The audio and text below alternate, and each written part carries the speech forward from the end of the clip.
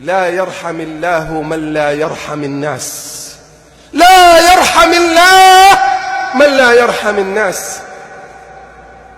يذكر الشيخ محمد المنجد قصة سبحان الله على خلق الرحمة.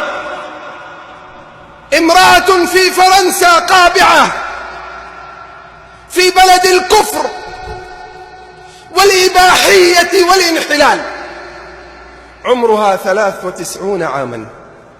يا الله، اسمع بالله، اسمع، 93 عاما وهي في الكفر.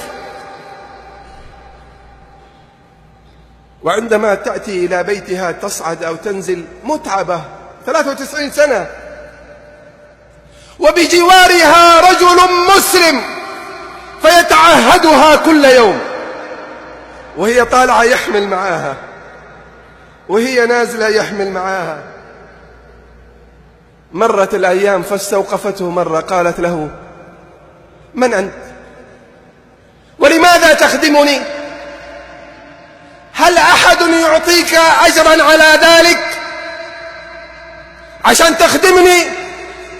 لها ابن لكنه ابن عاق، وفي الكفر لا يعرف أحد أحد، فظنت أن ابنها ربما يكون استأجر واحد ويخدمها، هو ما يقدر يخدمها، فربما استأجر أحد يقوم بخدمتها، كما يفعل بعض الناس اليوم، يجيب سواق ويجيب خادم لأبوه أو خادمة لأمه. قالت: هل هناك أحد أمرك أن تخدمني ويعطيك على ذلك أجرا؟ قال: نعم. قال: فسكتت.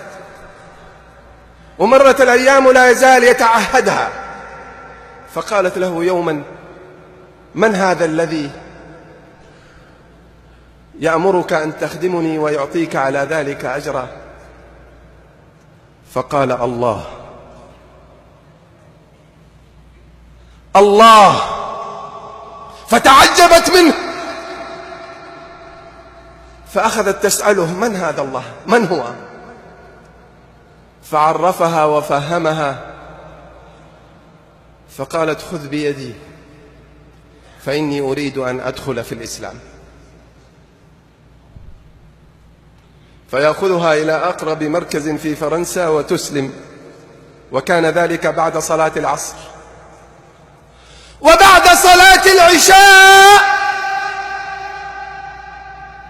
تصاب بنوبة ووعكة صحية فتموت. شوف الرحمة، الرحمة، فتموت. فجاء ابنها، هم يريدون أن يدفنوها في مقابر المسلمين مع المسلمين. قال ابنها: لا، هذه تبعنا، غير، بدل، خذ واعطي. قال: انتم مرة متمسكين بها؟ قالوا: نعم. قال: أبيعها لكم ب5,000 يورو.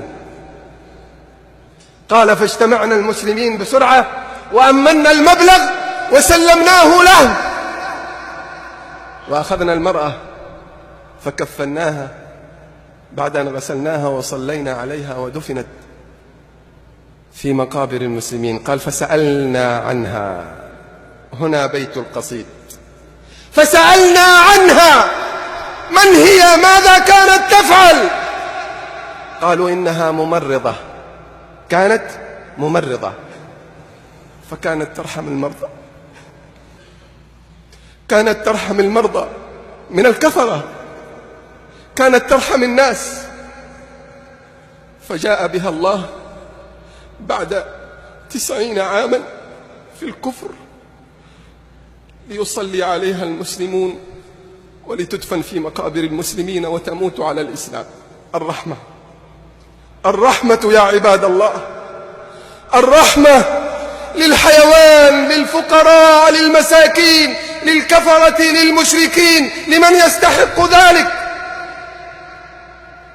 إنه خلق الرحمة الذي قال فيه النبي صلى الله عليه وسلم: لا تنزع الرحمة إلا من شاء. فبما رحمة من الله لنت لهم ولو كنت فظا غليظ القلب لانفضوا من حولك فاعف عنهم واستغفر لهم وشاورهم في الأمر فإذا عزمت فتوكل على الله إن الله يحب المتوكلين.